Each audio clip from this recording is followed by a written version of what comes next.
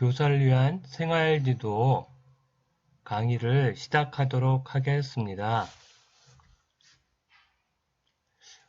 본 시간에는 생활지도의 의미와 영역, 상담의 의미와 원리 및 유형, 인간주의 상담과 행동주의 상담 비교, 행동, 수정, 원리에 대해서, 진로 개발 역량에 대해서, 진로 체험 프로그램 유형에 대해서 말씀드리고자 합니다.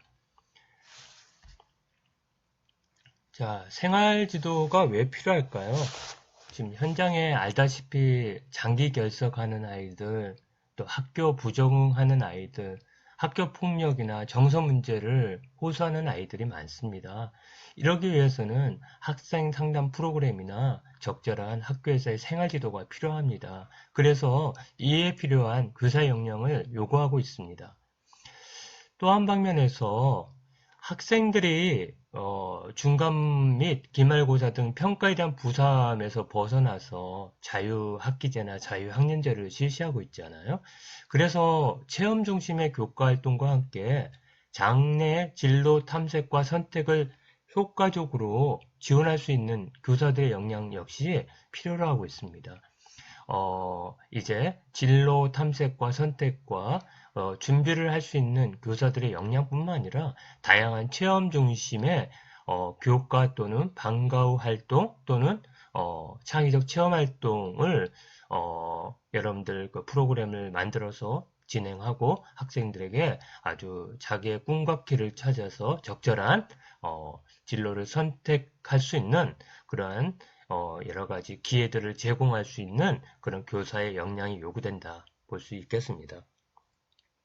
생활지도는요, 영어의 가이던스를 번역한 거예요. 가이드 측면이 안내하다, 지도하다, 이끌다라는 의미를 갖고 있습니다. 그래서 생활지도는 학생 개개인이 자신과 자신 주변 환경에 대한 이해를 바탕으로 일상생활에서 직면하는 교육적, 가정적, 사회적 문제 등 다양한 문제를 스스로 해결하여 건전하게 성장 발달하기일수록 도와주는 조직적인 봉사활동이다 라고 정의할 수 있겠습니다. 자, 다시 한번 학생 개개인이 자기 자신과 주변 환경을 이해해서 자기의 어떤 학교 생활이나 가정 생활이나 또 자기의 어떤 생활에 직면하는 여러 가지 교육적, 가정적, 사회적 문제를 등 다양한 문제를 어떻게 해요? 스스로 해결하여 건전하게 성장, 발달할 수 있도록 도와주는 조직적인 봉사활동이다 라고 보면 되겠습니다. 그렇다면 왜 생활지도는 어떠한 기능이 있나요? 학생 개개인을 올바르게 이해하도록 돕습니다. 선생님들이 어떤 조사활동을 통해서 학생 개인의 여러 가지의 정보들을 입수하고 학생들의 학습이나 발달의 여러 가지의 지금 특징들을 이해하면 올바르게 지도할 수 있겠죠. 또 하나는 학생 개인의 잠재력, 꿈과 길을 발견하고 개발하도록 도울 수 있습니다. 진로 교육을 하기 위해서는 학생의 진로의 흥미가 어떤 건지, 또 어떤 측면에 특기 적성을 갖고 있는지를 잘 발견을 하고 도와줘야 되잖아요. 그 다음에 당면한 문제를 정확하게 파악하여 스스로 해결할 수 있도록 돕습니다. 스스로 해결할 수 있도록 문제의 원인을 잘 제공해주고 스스로 그것들을 해결해서 계속해서 자기주도적으로 자기 삶을 만들어갈 수 있는 그런 것들을 위해 돕는 기능을 한다. 그 다음에 신체적, 인지적, 정의적, 사회적 측면이 골고루 성장, 발달하도록 돕는다. 라는 것입니다. 그 다음에 모든 환경에 건전하고 성숙하게 적응하도록 돕는다. 그 다음에 민주시민 자질을 갖추도록 돕는다. 이러한 생활지도의 기능이 있다는 거 잊지 말아 주십시오. 제가 이게 왜 진하게 했을까요? 이게 어떻게 보면 생활지도에 있어서 가장 중요한 기능이다 라고 볼 수 있겠습니다.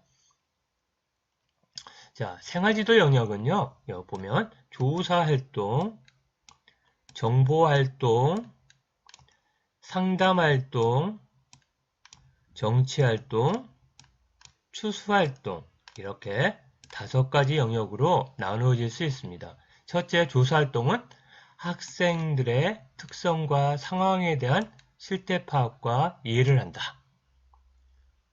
여러분들 학기 초에 보면 가정통신문과 함께 여러 가지 조사지를 갖고 엄마 아빠한테 작성해달라 아니면 여러 가지 그러한 조사지를 보았죠. 그리고 또 IQ 조사를 한다, 흥미 조사를 한다 이런 것들이 다 학생 특성 상황에 대한 실태 파악과 이해를 하기 위한 하나의 조사 활동이라고 보시면 되겠습니다.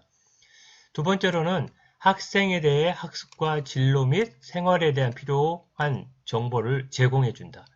자, 어떤 학습이나 진로나 생활에 대한 관련한 다양한 어떤 정보들을 제공했습니다. 지금은 예를 들면 4차 산업시기고 지금 데이터 관리사가 더 필요하다. 이러한 것들을 지속적으로 선생님들은 어떤 직업 정보를 알려주거나 또 지금 대입 입학이 이렇게 바뀌었고 수시가 이런 측면에서 정시가 이렇기 때문에 여러분들은 앞으로 진학을 위해서는 이렇게 하라. 또 고등학교 단계에서는 특목고에 가려면 어떻게 해야 된다. 이런 것들을 제공하는 것입니다. 또 상담활동. 학생들이 경험하는 학업, 발달 및 진로에 대한 조언, 치유를 한다는 거. 그래서 학업적인 거, 발달적인 거, 또 교육관계 이런 문제에서 문제가 있었을 때 혹은 어떤 문제에 있어서 좀 학생들이 학습에 있어서 새로운 전략을 찾고 좀 더 진보하려고 할 때 이렇게 학습 코칭을 해준다거나 이러한 상담 활동을 하는 겁니다.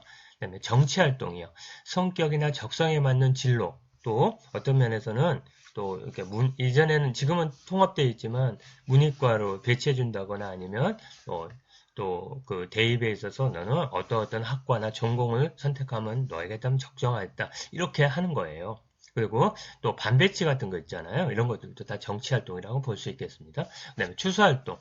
자, 학년이 끝나면 다 끝나는 게 아니고요. 이제 끝나고 나면 얘가 내 지도 학생이었는데 내 학급 담임으로서 고등학교 2학년에서 3학년 올라가서 잘 적응하고 있는지 이런 것들을 사후 관심하고 지도해주는 이렇게 추수활동이다 라고 보면 되겠습니다. 이렇게 조사활동, 정보활동, 상담활동, 정치활동, 추수활동이 생활지도의 영역이다. 이렇게 이해하시면 되겠습니다.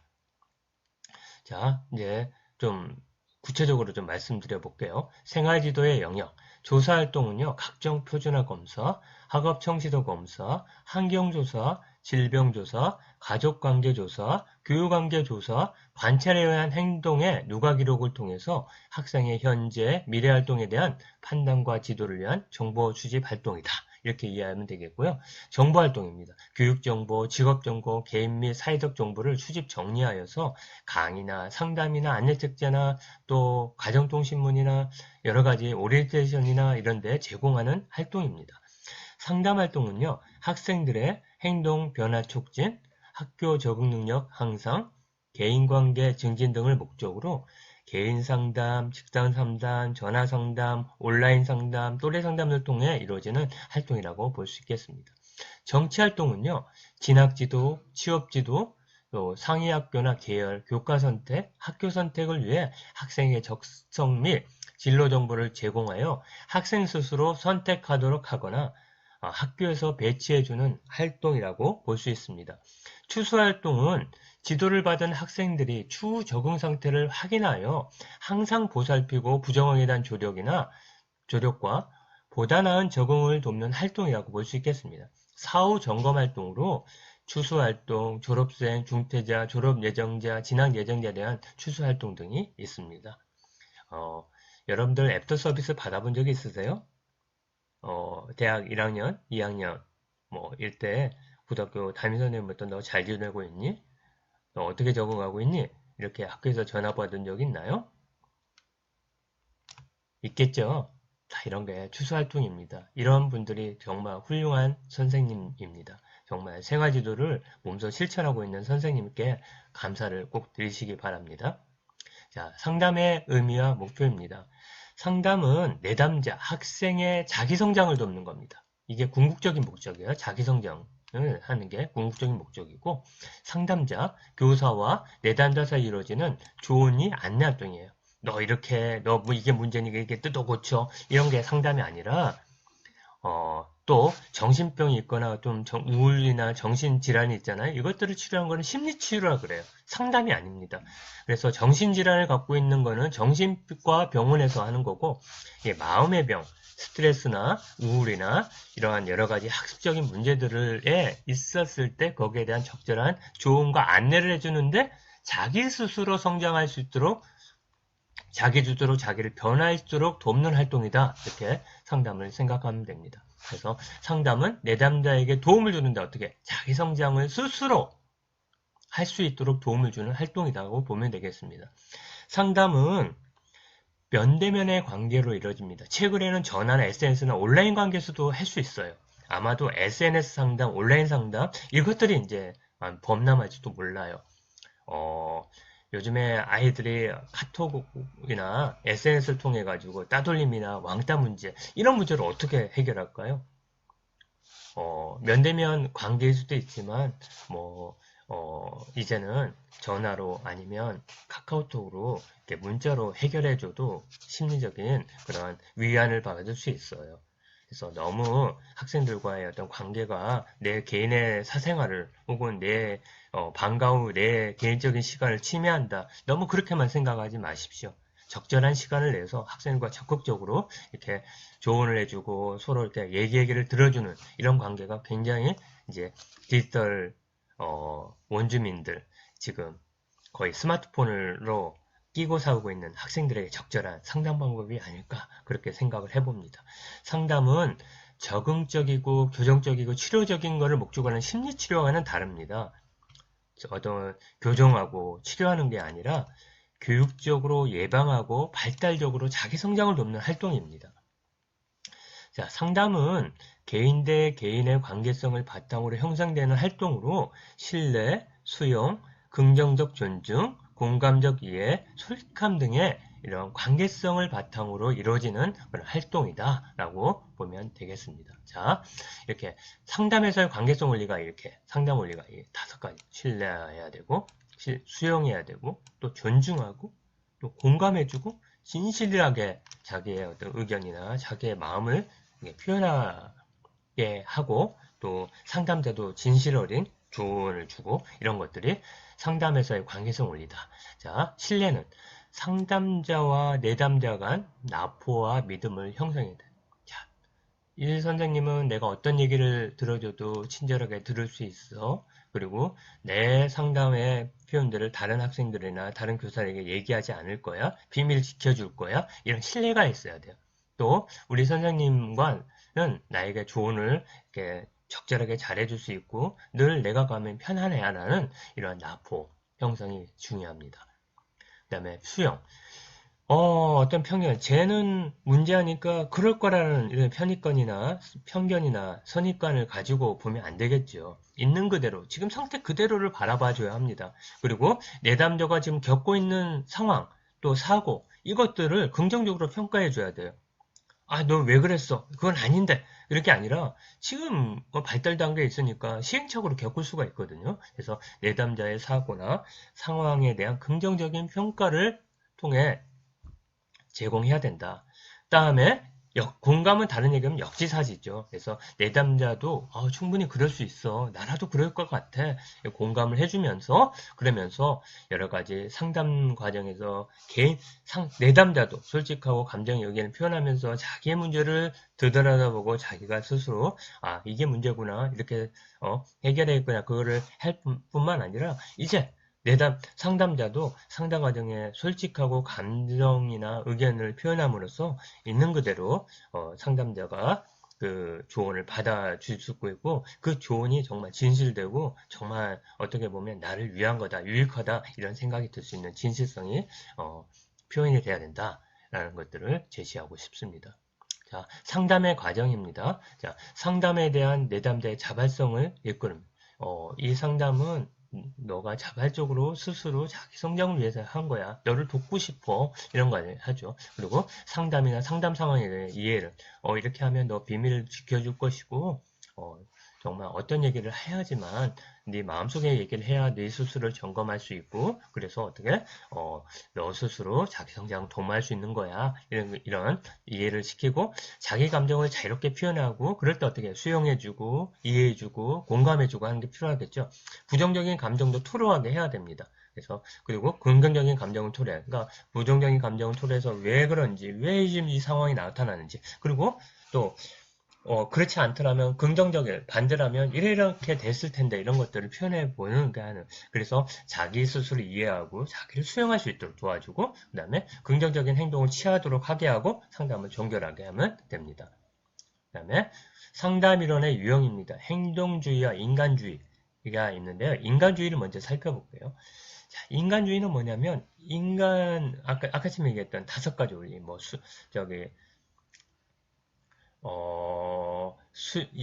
이해하고 수용하고 공감해주고 존중해주고 이런 것들의 어떤 관계성의 원리를 제시했던 게 바로 인간주의 상담의 그런 상담의 원리였어요. 그래서 칼 로저스에 의해서 창안된 상담 방법인데요. 한 개인이 지니고 있는 문제 해결, 치유보다는 인간 성장에 도와야 된다. 전인적인 성장을 도와야 된다. 심리적인 부적응을 겪고 있는 사람뿐만 아니라 이제는 정상적이지만 자기 성숙을 바라고 자기 실현을 추구하는 사람에게 적절한 코칭을 해주는 이런 것들이 어떤 상담의 관점에 주의했어요. 그래서 내담자에게 진술하고 내담자를 긍정적으로 존중하고 내담자의 감정을 공감한다면 내담자는 자아실현의 경향성을 발휘한다는 그런 입장이 인간주의 상담입니다. 인간주의 상담의 조건들에 있어서 이렇게 해야 합니다. 상담자 내담자와 심리적 접촉에서 나포를 형성해요. 그 다음에 내담자는 불일치 상태에 있어요. 긍정과 부정이 동시에 존재하고 있죠. 그래서 상처받기 싫고 초조해야 합니다. 그럴 때 어쩌면 공감해주고 또 존중해주고 또 있는 그대로를 수용해주고 그런 일치성이나 통합적인 측면을 보여야 합니다. 그래서 일단은 무조건 존중하고 긍정적으로 바라봐주고 그래서 이렇게 공감적인 이해를 경험하고 나면 내담자 스스로 이제 어떻게 하면 그 자신의 경험을 전달하려고 시도하면 그거를 잘 들었고 그 다음에 존중해주고 스스로 문제를 자각하고 그래서 해결해 볼 수 있도록 도와주는 그런 활동들이다라고 인간주의 상담은 보고 있습니다. 반대로요, 행동주의 상담은 이렇습니다. 철저하게 관찰 가능하고 측정 가능한 외연 행동의 행동의 변화를 관심하는 거예요. 그래서 철저하게 통계된 연구에서 실험적인 반병에서 처치하고 그 다음에 어떤 반응을 보인다 하고 그래서 행동의 변화를 갖게 하는 임상 심리 혹은 임상적인 절차를 활용합니다.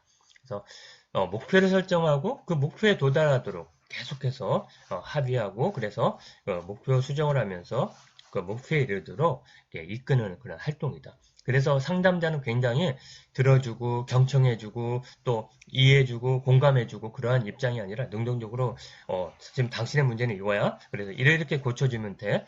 그런 역할을 한다는 거예요. 능동적이면서 지시적인 역할이 그런 의미입니다. 그 다음에 내담자가 준 단서에 주의를 기울이면서 요약하고 반영하고 명료화 시켜갖고 이런 문제다.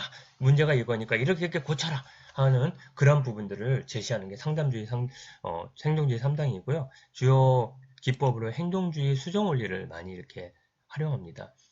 생활지도에서나 학생들의 학급 관리에 있어서 학생들의 문제 행동을 수정하는 데 있어서 행동주의 원리는 굉장히 중요합니다.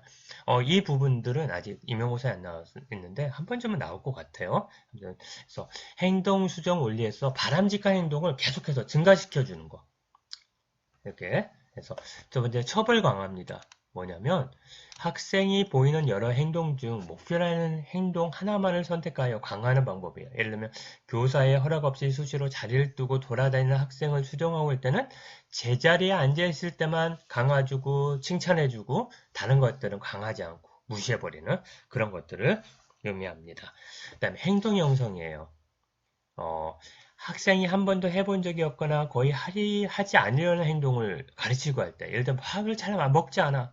그럴 때는 밥 한 숟가락, 두 숟가락 먹을 때 칭찬해주는 방법으로 적은 양을 요구해요. 동글식과 점차적으로 음식을 종류의 양을 늘려가는 거예요. 그래서 공부하는 시간도 공부하지 않는 학생들에게 1시간, 2시간 앉아있게 하면 곤욕이잖아요. 10분, 20분 앉아있게 하고 조금 지나고 나면 또 30분이고 이렇게 하는 게 행동 형성이다. 이렇게 생각하시면 됩니다. 처벌 강화, 그다음에 프리맥 원리가 있어요. 학생이 보이는 여러 행동 중에 목표라는 행동 하나만을 선택하여 강화하는 방법입니다. 자, 교사와 없이 수시로 자립도구에 도라는 수정할 때 학생이 제자리에 앉아 있을 때만 강화하고 그 밖의 행동에 대해서는 강하지 않는 거. 이상하네. 요거로 처벌 강화 부분에 있어서 이 부분에 있어서 이게 중복이 되었네요. 참 자료를 어떻게 이렇게 내가 만들었는지 참 미안합니다. 미안해요. 아이고 참 많은 문제를 이렇게 만들어 해서 일단 파워포인트는 제가 바꿔 놓도록 하고요. 제가 간략하게 지금 설명을 해 드릴게요.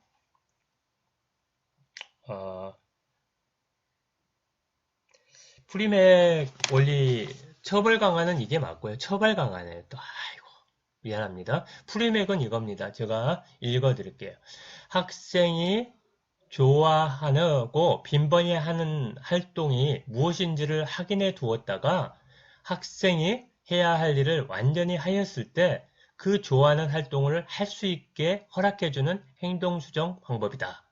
자, 프리백 원리를 사용하자 할 때는 학생의 여러 행동의 빈도를 조사하여 빈도표를 만들고 빈도가 높은 행동은 빈도가 낮은 행동을 강화하는 데 사용한다. 입니다. 자, 한 학생의 빈도가 가장 낮은 행동이 수학 공부이고 빈도가 가장 높은 게 딱지치기로 한다면 수학 공부를 하면 딱지치기를 시켜줘서 수학 공부를 강화하는 방식이라고 볼 수 있겠습니다. 이따가 다시 이렇게 수정해서 파워포인트를 올려놓겠습니다. 프리맥인데 프레맥으로 돼 있어요. 오늘 두 가지 실수 잊으실 거 할 때더니 용서해 주시기 바랍니다. 그 다음에 토큰 강화입니다. 학생이 바람직한 행동을 했을 때 원하는 다른 물건으로 교환이 가능한 토큰을 주는 방법. 슈퍼마켓 가면 여러분들 물건 사면 스탬프 찍어주죠? 다이소 가면 회원 가입하라 해가지고 포인트 주죠? 다 이런 게 쿠폰 강화입니다. 이런 식으로 해서 참 잘했어요. 도장 찍어주는 거. 이것들이 해라는 거 잊지 마시기 바랍니다. 자, 행동 수정 원리, 바람직하지 못한 행동을 약화시키는 방법입니다. 상반 행동의 강화가 첫 번째인데요. 문제가 되는 행동과 반대되는 바람직한 행동을 찾아 강화하여 문제 행동을 감소시키거나 제거시키는 방법입니다. 예를 들어 수업 시간에 제멋대로 짓거리는 학생의 경우 상반 행동에 손을 들고 발언할 기회를 얻어야 발언할 수 있도록 함으로써 함부로 짓거리는 행동을 감소시키는 경우로입니다. 또 타임아웃이 있을 수 있어요. 잘못된 행동을 하는 학생을 다른 장소에 잠시 격리시키는 방법입니다. 이 방법은요, 효과를 거두기 위해서는 다음 같은 조건이 필요해요. 문제 행동을 하는 장소가 떠나기 싫어하는 만큼 재미있는 곳이어야 돼.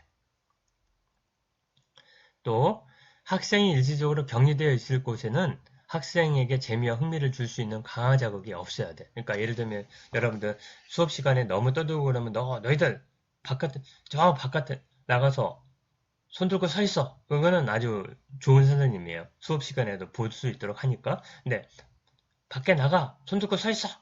문 밖에 서 있어. 이거는 바로 이게 타임아웃입니다. 네? 재미없죠? 힘들기만 하죠? 그래야 돼요.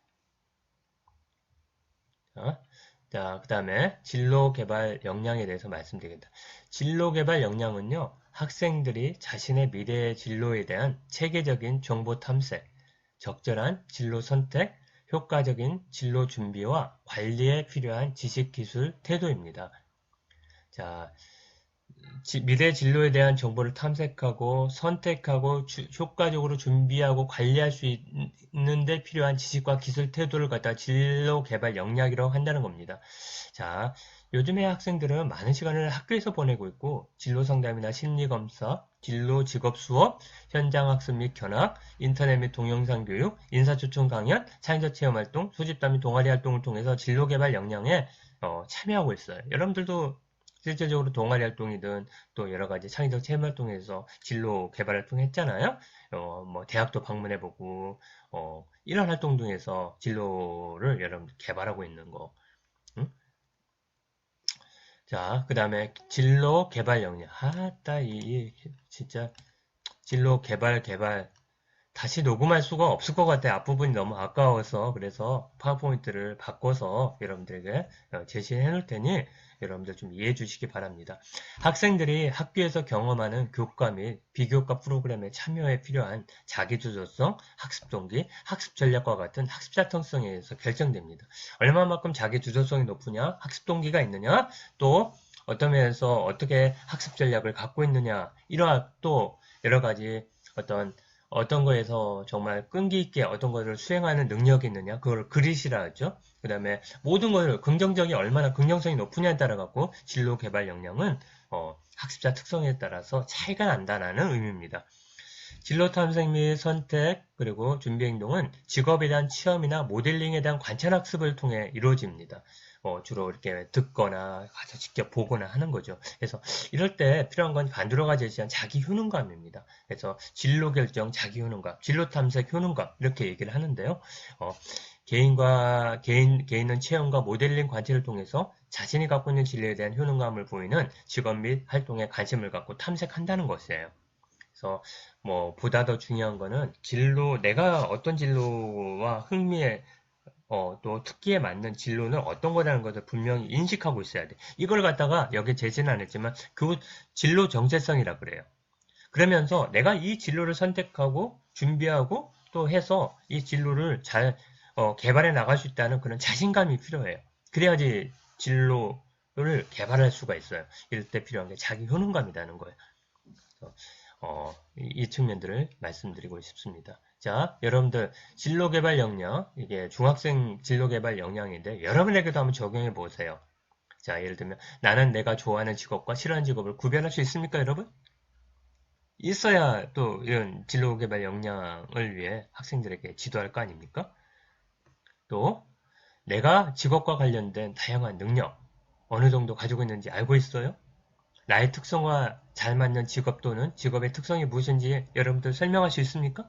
여러분들 한번 관점에서 한번 체크해 보시기 바랍니다. 자, 나는 책, 신문, 잡지를 자료를 통해 지보 정보를 여러분 없죠? 인터넷 검색을 통해서 여러분 얻고 있죠? 관련된 직업 체험 많이 해봤어요? 또 10년 후에, 20년 후에 어떤 직업이 사라지고 생겨날지 여러분 생각해 보셨어요? 보셨다고요? 네. 그러면 여러분들 이런 관점에서 여러분들 진로개발 역량을 한번 이렇게 조사해 보시기 바랍니다. 그래서 이 문항에 따라서 여러분들이 체크를 하시고 내가 어느 쪽에 정말 지금 준비가 혹은 개발 역량이 개발돼야 되는지 이거에 대해서 부족한 부분들을 메꿔나가시는 그런 여러분들 되시기 바랍니다. 자, 마지막으로 진로체험 프로그램 유형이에요. 현장 견학형, 현장 체험형, 대화형, 콜로키아형, 지역 연계형, 시청각 자료 활용형, 일교 일사형 이렇게 이러한 유형들이 있어요. 현장 견학형은 기업, 박물관, 공공기관을 견학으로 정보를 제공받는 겁니다. 그 다음에 현장 체험은 직업 체험을 직접 해보는 거예요. 그래서 탐색도 해보고 직업세계에 요구하는 여러 가지 지식이 이런 거구나를 습득하는 거예요. 대화형 다양한 직업의 직업인들 늘 초기병에서 직업, 인생에 대한 이야기를 듣는 이게 초청 강연, 간담회 같은 거죠. 콜로키아요. 다양한 직업군을 만나서 면담 체험해보는 거예요. 그러니까 어떻게 보면 그 박람회 같은 거죠. 네, 지역 연계요. 그래서 어촌 간 학교를 연계해가지고 직접 가서 뭐 농촌을 해본다거나 아니면 도시를 경험해 보면서 지역의 특성에 맞는 직업 체험을 공유해 보는 거. 그 다음에 시청각 자료 활용형입니다. 여러 가지 디지털 테크놀로지와 어떤 콘텐츠를 이용해서 또 VR, AR을 이용해서 어떤 진로, 어떤 체험의 어떤 프로그램을 제공해 주는 거. 그래서 그다음에 회사와 자매 협약을 맺어서 알려주는 거. 예를 들면 뭐 철도 고등학교다 그러면 철도청과 당연히 이렇게 맺었겠죠. 그다음에 뭐 회사하고도 그러면은 뭐 선박하고 뭐 현대 상공과 뭐 이렇게 연결 맺어가지고 뭐 다양한 그 배에 관련된 얘기들 또 선적의 얘기들 이런 것들을 하면서 인재를 양성해서 또 채용하시고 그런 것들을 의미합니다. 자, 수업 정리를 해볼게요. 생활지도는 안내하다, 지도하다, 이끌다는 의미를 지닌 것으로 학생 개개인이 자신과 자신 주변 환경에 대한 이해를 바탕으로 일상생활에서 직면하는 교육적, 가정적, 사회적 문제 등 다양한 문제를 스스로 해결하여 건전하게 성장 발달할 수 있도록 도와주는 조직적 봉사활동이다. 생활지도의 기능은 학생 개인을 이해하고 잠재력을 개발하며 스스로 문제를 해결할 수 있도록 돕고 전인 발달을 도모하는 거다. 생활지도의 영역은 조사활동, 정보활동, 상담활동, 정치활동, 추수활동이 있었다. 상담은 내담자의 자기성장을 궁극적 목적으로 이루어지는 조언이나 안내활동이다. 상담은 신뢰, 수용, 존중, 공감, 진실 등의 관계성 원리로 진행된다. 인간주의 상담은 칼 로더스의 추천된 방법이고 한 개인의 인간적 성장을 목표로 신뢰, 수용, 존중, 공감 등 비지시적 상담을 실시한다. 비지시적 상담. 행동주의는 지시적 상담이라 해서 능동적인 역할, 상담제. 그래서 철저하게 관찰 가는 것들을 유연적 행동을 변화. 진로 개발 역량은요, 학생들이 자신의 미래 진로에 대한 체계적인 정보 탐색, 적절한 진로 선택, 효과적인 진로 준비와 관리에 필요한 지식, 기술, 태도입니다. 진로 탐색과 선택 및 준비 행동은 직업에 대한 체험이나 모델링에 대한 관찰 학습을 통해 이루어지며 이 과정에 필요한 것은 반도로 가져야 되는 자기효능감입니다. 진로 결정 자기효능감, 진로 선택 자기효능감이 필요하다. 진로 체험 프로그램에는 현장 견학, 현장 체험, 직업인 초청 강연, 직업 체험, 진로 교과 활동 등을 통해서 프로그램이 개발, 운영 중에 있다라고 말씀드렸습니다. 자, 수고하셨습니다. 앞부분에서 행동 수정 원리에 대해서 제가 많은 실수를 해서 다시 이 부분들은 좀 올려드리려고 합니다. 행동 수정 원리는 바람직한 행동 증강 방법이 있고 그리고 바람직하지 못한 행동을 약화시키는 방법이 있습니다. 바람직한 행동 증강 방법으로는 처벌 강화, 행동 형성, 프리맥 원리, 토큰 강화 등을 예로 들 수 있습니다. 처벌 강화는 학생이 보이는 여러 행동 중 목표로 하는 행동 하나만을 선택하여 강화하는 방법입니다. 예를 들어 교사의 허락 없이 수시로 자리를 뜨고 돌아다니는 학생 행동을 수정하고자 할 경우 학생이 제자리에 앉아 있을 때만 강화하고 그 밖의 행동에 대해서는 강화하지 않는 것입니다. 행동 형성은요, 학생이 한 번도 해본 적이 없거나 거의 하지 않으려는 행동을 가르치고 할 때 이용하는데요. 밥을 잘 먹지 않는 학생의 경우 한 숟갈, 두 숟갈 먹었을 때 칭찬해주고 적은 양을 요구하여 동기 유발을 시키고 점차 음식의 종류의 양을 늘려가는 것인데요. 뭐 예를 들면 수학 공부를 하기 싫어하는 학생에게 수학 공부 10분을 하게 되면 뭐 이렇게 칭찬해주면서 조금씩 이렇게 시간 늘려가는 방법이라고 할 수 있겠습니다. 프리맥 원리. 아까 전에 이 프리맥 원리에 대해서 좀 제가 실수를 했었는데요. 학생이 좋아하고 빈번히 하는 활동이 무엇인지를 확인해 두었다가 학생이 해야 할 일을 완전히 하였을 때 그 좋아하는 활동을 할 수 있게 해주는 수정 방법인데, 예를 들면 수학 공부를 가장 적게 하고 따치기를 자주 하는 그런 행동들을 이렇게 활동들을 확인해 놨다가 수학 공부를 하게 되면 딱지치기를 하도록 그렇게 해주는 그 행동 수정 원리 방법입니다. 토큰 강화는요, 학생이 바람직한 행동을 했을 때 원하는 다른 물건으로 교환이 가능한 토큰을 주어 강화하는 방법이고요. 이 방법은 한 가지 강화문만을 주었을 때 생길 수 있는 포화 현상을 방지할 수 있고요. 강화의 시간적 지연을 예방할 수 있다는 장점이 있습니다. 여러분들 마켓이나 슈퍼마켓 가면 또 다이소, 편의점 가면 하나의 토큰들을 주잖아요. 이렇게 포인트를 준다거나 이것들이 다 토큰 강화의 방법이라고 볼 수 있겠습니다. 자, 바람직하지 못한 행동을 약화시키는 방법에는 상반 행동을 강화시키는 겁니다. 문제가 있는 행동과는 반대로 바람직한 행동을 찾아가지고 문제 행동을 감소시키거나 제고시키는 방법이에요.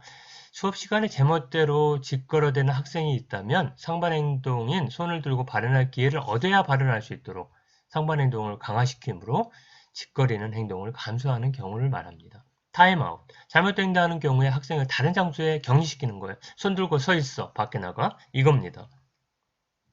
됐죠?